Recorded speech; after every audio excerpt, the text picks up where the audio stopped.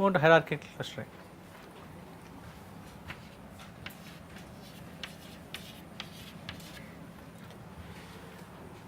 So in hierarchical clustering, what I will do is I will start off with, and there are many ways in which to do this, right. So one way to do this is to say that I will start off with each data point being a cluster of its own,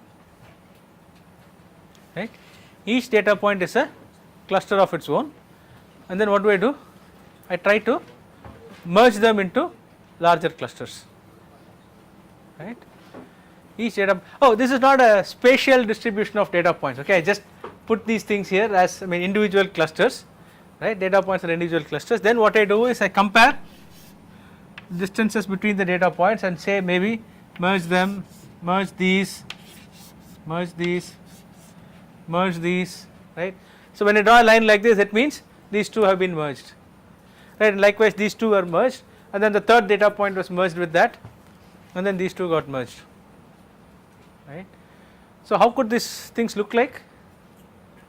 How do you know which one to merge? Yeah, that's what. So I have not told you what the data points are, right. So we will call them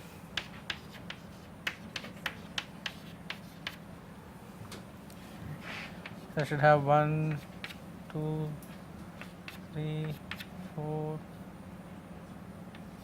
5, 6, 7. 1, 2, 3, 4, 5, 6.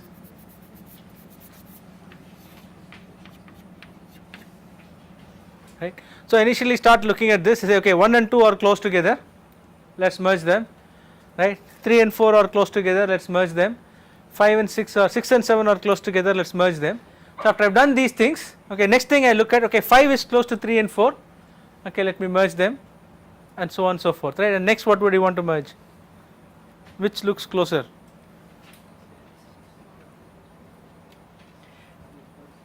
That should bring you to the question, how do you measure distance between clusters?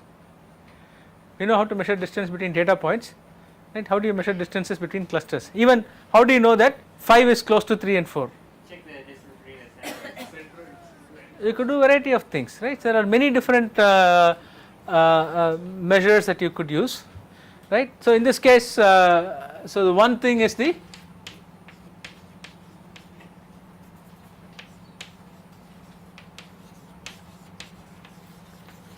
right. So centroid based. Sometimes other thing that people use is called single link distance. So you know what a single link distance is? So I look at two clusters, I look at the pairwise distance of taking one point from this cluster, another point from that cluster, right. So I look at all possible pairs, right. I look at the closest such pair, right. I look at the closest such pair, and then I use that as my distance between the two clusters. Suppose the points are not equal then? What do you mean by not equal? You're saying 1 point in here, 1 point in there. Every possible pair. So if there are 5 here, 2 here, I do 10 pairs, okay. Why not just take the average? Cool. Huh? Why not the? You could. So what do you think that is called?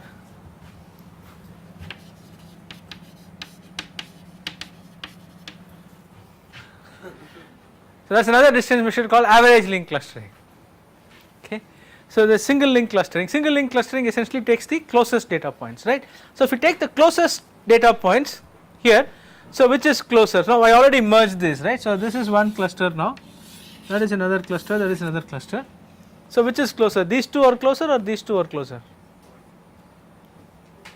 The question now boils down to, is 1 closer to 3 than 4 to 6? From here it is not very clear to me, but I will take your word for it, okay. So now that is basically done. So all the data points are merged at this point, right. So I did 4 and 6 because they were, so that is single link, right. So more, I mean single link is by far the most popular hierarchical clustering distance measure, right. And then there is another one called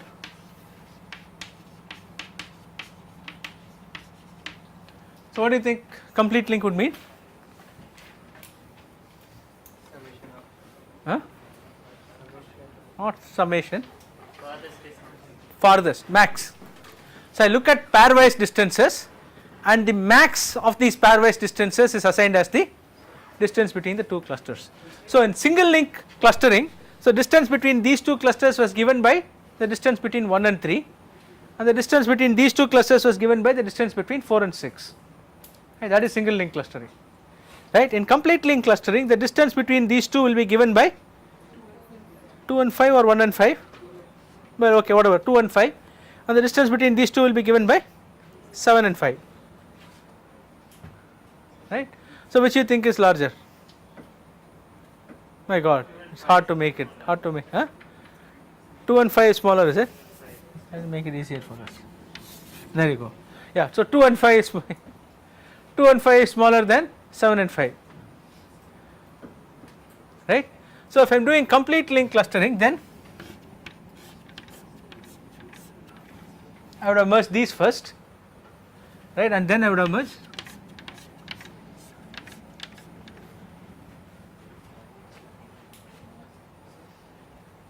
right.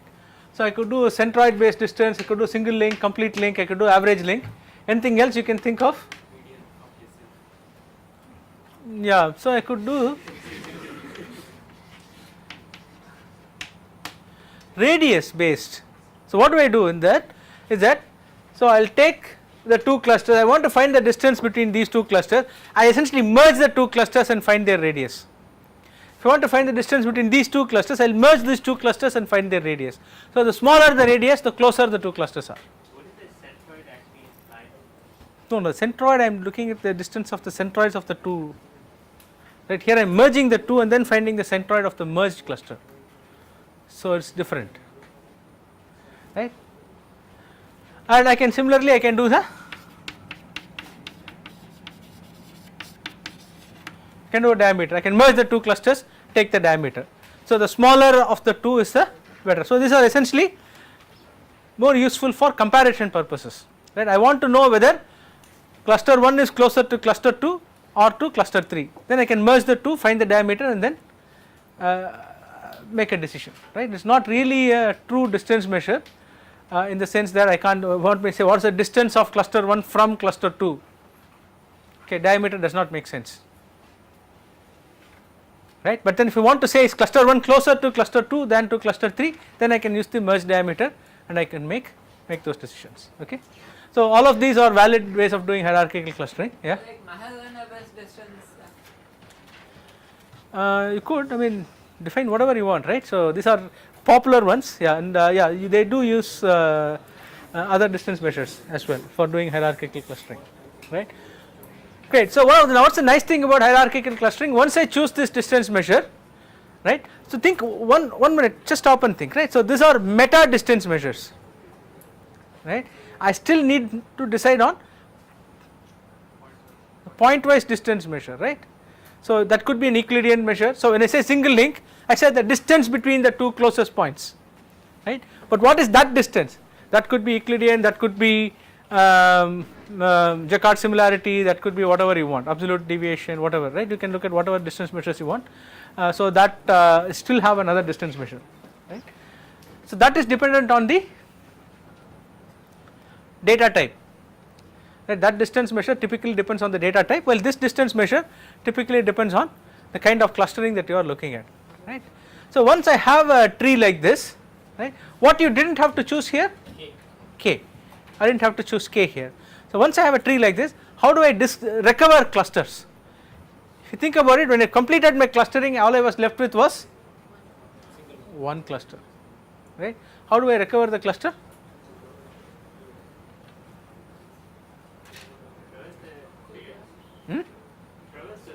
Traverse the tree. How would you traverse the tree?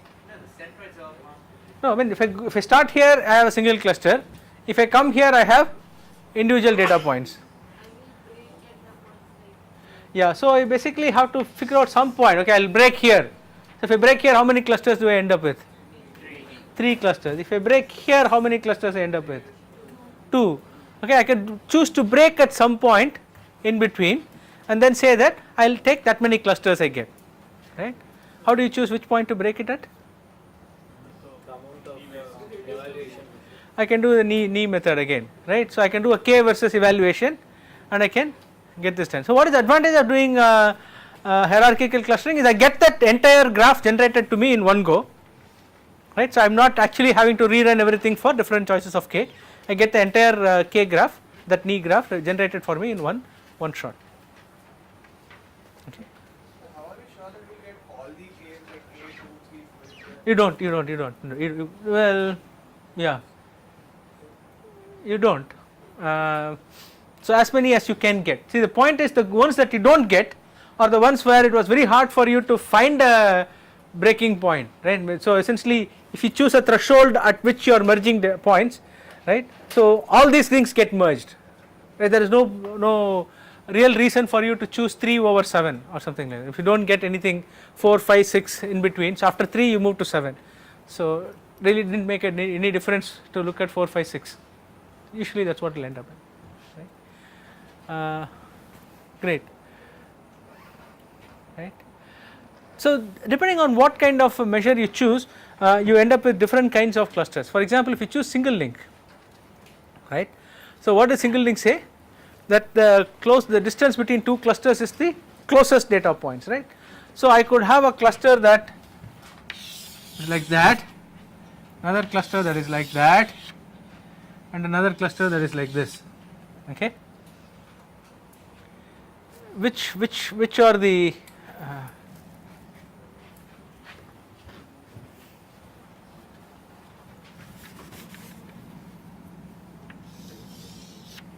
okay.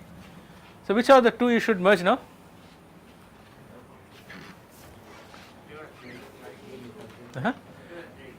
Well, give me names, give me numbers. 1, 2, 3. So for you single link clustering, I will merge 1 and 2. Right, if you use single link I will merge 1 and 2. So I will basically get this humongous very long cluster, right. So that is the problem with single link clustering. I may end up with very long clusters. Essentially the points at one end of the cluster to the other end might not be very related at all, okay. That is the problem with single link clustering, yeah. Right. On the other hand, if I had used complete link clustering I would have merged 2 and 3 first, right, and then I would have merged it with 1. But if I use complete link clustering, it is highly unlikely that I would have actually produced such elongated clusters as 1 and 2 in the first place, right. Single link clustering tends to produce very tight small clusters, right, and at some point you then merge a lot of clusters, but then you will merge them at very high levels in the tree, right. At the lower levels in the tree you will be getting smaller clusters, okay. Where is the tree here? That thing, that figure I drew there is a tree, okay. But it is not called a tree in the hierarchical clustering literature, it is called something else, dendrogram.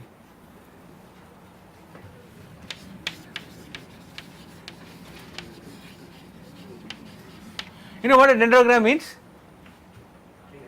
It is a tree, yeah. Dendrogram means tree, just that they went to a different language and pulled out a tree, okay. So dendrogram is a tree, right. So that's a dendrogram, right. And what are these levels I am talking about there?